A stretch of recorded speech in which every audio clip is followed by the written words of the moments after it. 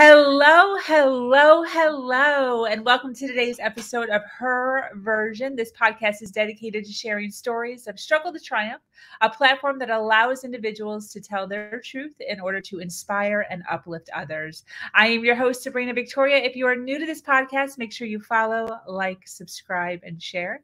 Let's jump right in.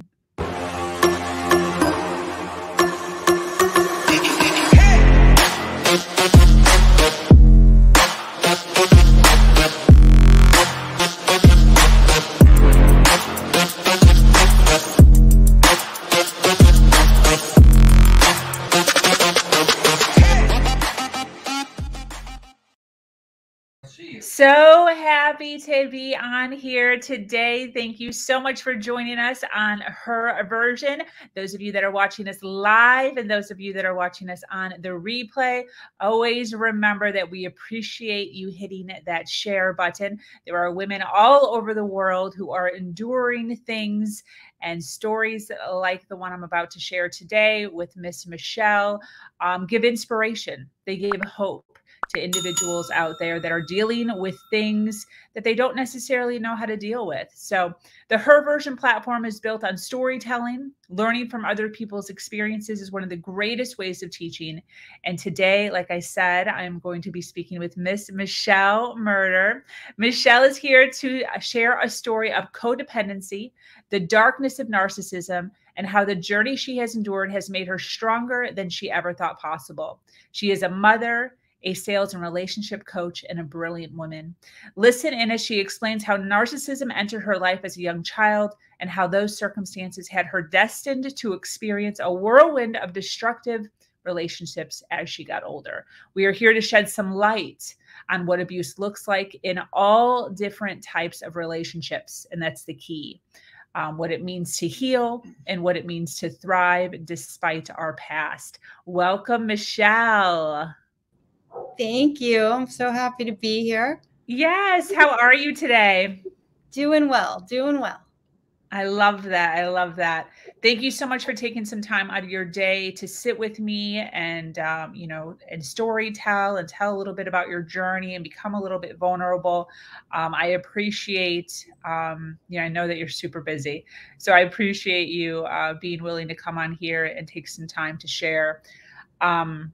One of the things that I love to do when I have women as guests on here is kind of just take a small set of time to kind of dip into your early childhood and what that looked like, what kind of person you were growing up, what sort of things you experienced as a child or as a teenager. Do you mind sharing some of that with us?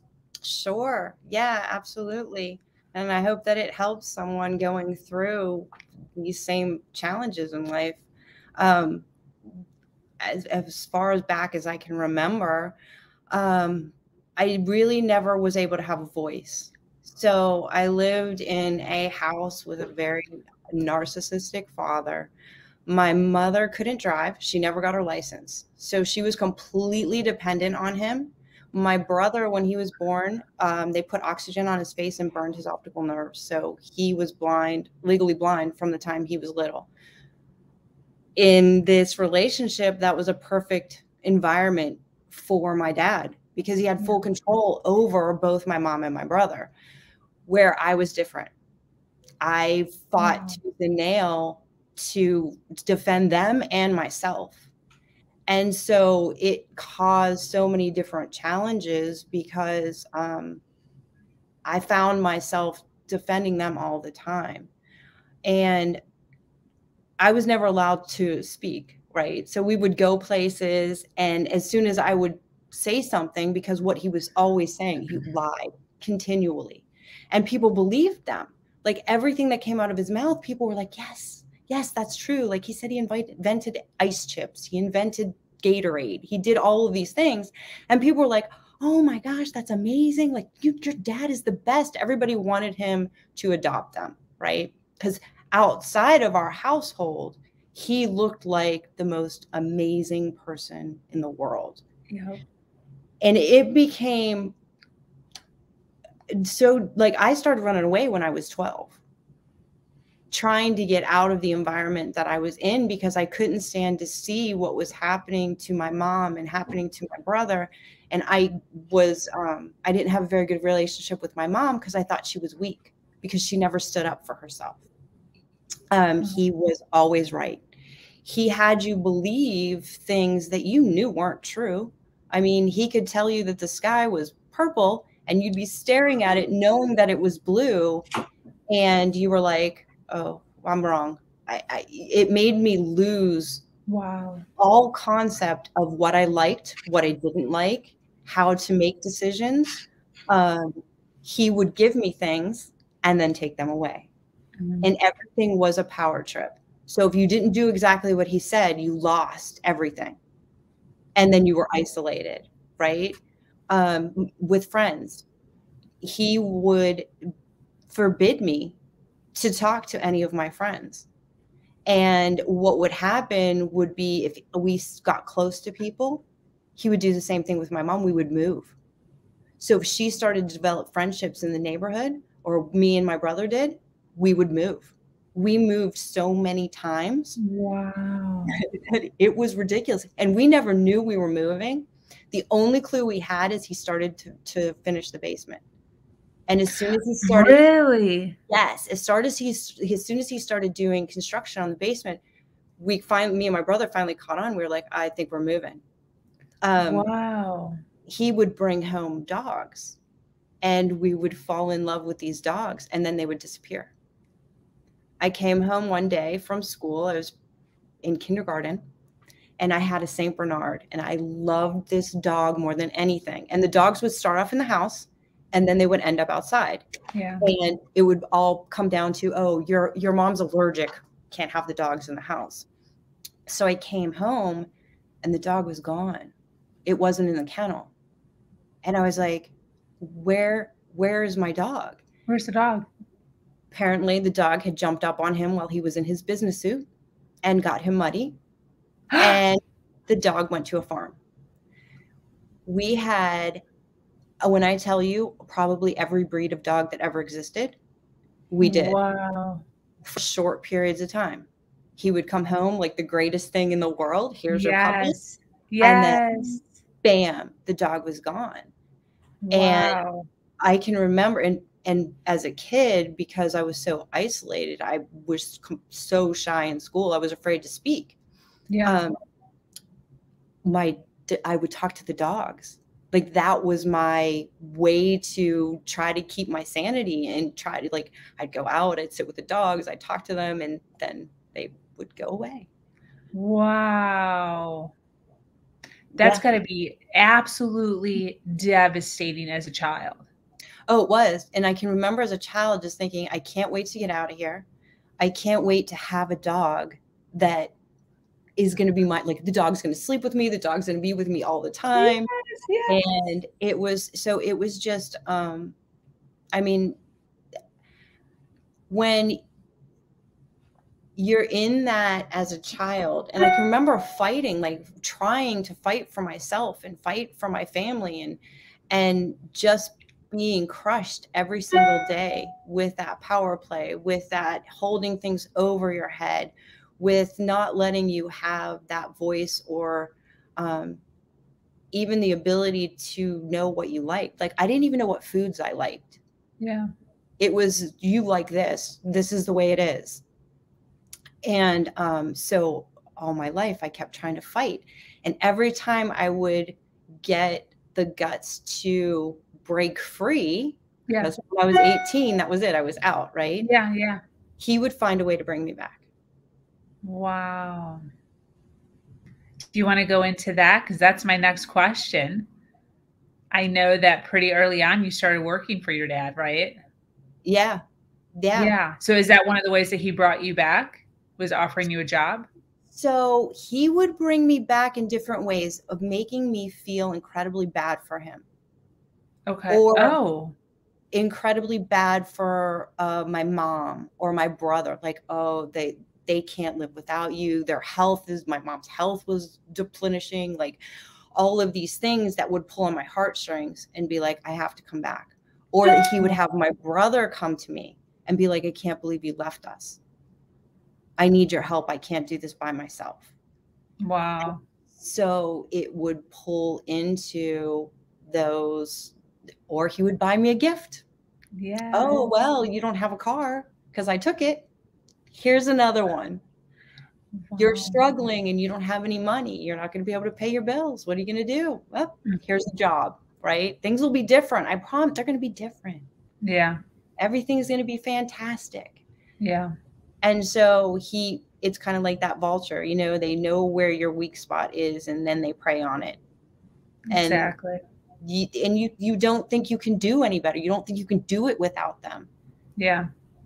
I think it's important to kind of explain, like, when you're this young and you don't really have any life experience, you don't know that this is happening. Like, you're now telling the story with the education and the knowledge.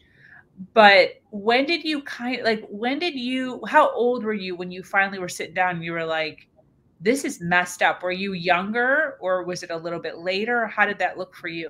So, looking back on things, like I always knew something was wrong, but I thought something was wrong with me.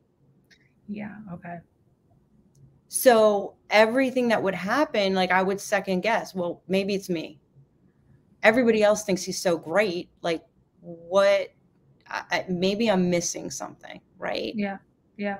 And then it wasn't till, oh my gosh, I was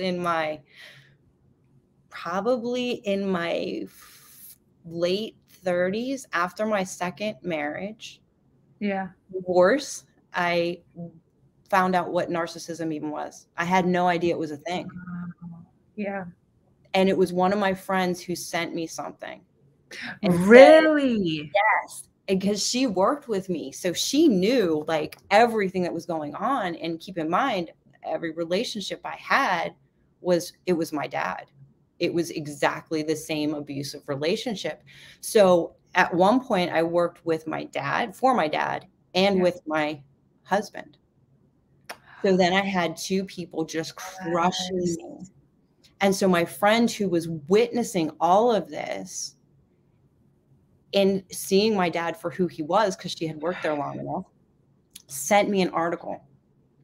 You know you're living with a narcissist when, and I saw the article and I was like, oh my gosh, this is him. Yes. And I was shocked. Wow. Absolutely. And I was like, this is unbelievable, right? What a great friend. Yeah. And it was years of her seeing this constant abuse happening in my life and me trying to fight the whole time.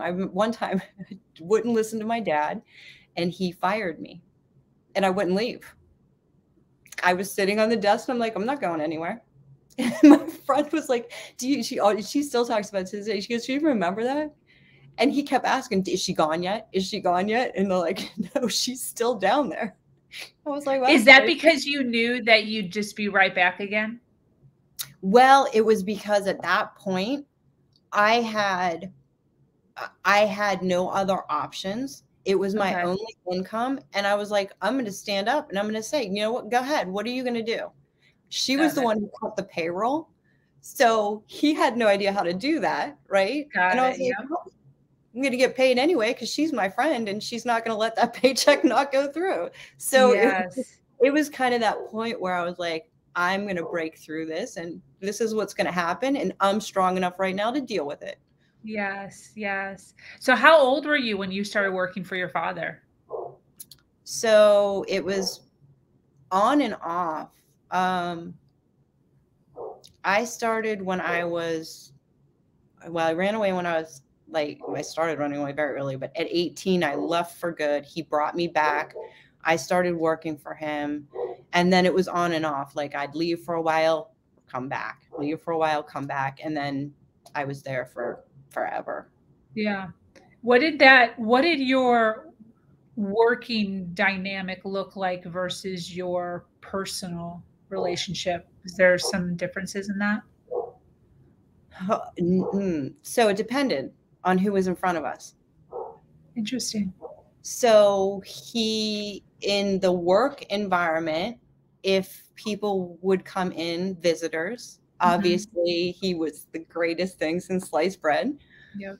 But the people who were closest to him in the company, he would do the same things to them as he did to me. So at that point, we were like bonded, and he would belittle people and just crush them. So if anybody did anything he didn't want them to do, or they didn't listen to him exactly, he would just crush them. Wow. And you would see them go into his office like with some self-dignity and pep in their step, right? And they would leave completely crushed. Wow. Did you ever intervene in situations like that? Oh, all the time. In what way? What did that look like for you? Well, I would try to stick up for whoever he was screaming at and destroying, and then it would turn into a full-blown fight. In fact, that's probably several of the times that I got fired was because I was sticking up for someone else. Wow. Okay. Very interesting. Mm-hmm. What kept you coming back? I mean, a lot had to do with my mom and my brother. A lot had to do with I was so convinced that I couldn't do anything else. I couldn't be anything else. Like, I tried to go to college, and every time I would try to, so I wanted to go to art school. He was supposed to take me. I had my portfolio ready. I was waiting for him to come pick me up, and he never showed up. Wow. An art for what? What, drawing or graphics? Yeah. Yeah. No kidding. I wanted to go to Art Institute of Pittsburgh. And yeah, I had everything ready. I was married at that point. So I had to be in my 20s, early 20s, and it was downtown Pittsburgh. Well, I was like, I don't know where it is. He's like, oh no, I'll take you. This will be great. Yeah. He was like, I went to the Art Institute and I did this and I did that. Yeah, I'm going to take you. Everything will be fine. And then he never showed up. Wow. What kept, this is a difficult question, so I apologize for asking, but what kept you from not just catching a taxi and going yourself? Because at that point, I was so disappointed and so angry at myself, one, for letting him want to take me. I had an appointment. I would have never made it. Got it. So I just, at that point, was like, it's not worth it. I wouldn't have been good enough anyway. It's all meant to be, like, so. Wow. That's so interesting to me. It's interesting how, at that point, at so young, not knowing what's going on, how easily we give our power up. Because I feel as if something similar like that happened today, you would find a way. Oh, absolutely. Because you have the ability to make your own decisions and create your own power. Isn't that interesting? Yeah. Wow. And I think part of it is that, when you're mentally beat up your whole life, you lose the person you are. Yeah. And as much as I kept trying to fight, all the head trash would come back and tell me I couldn't do it. Yeah. Right? And so I think that had a lot to do with it. And I thought that was normal. And that's why I ended up in the different relationships that I did, because I thought that was love. That's how somebody showed they loved you. Yeah, definitely. Yeah.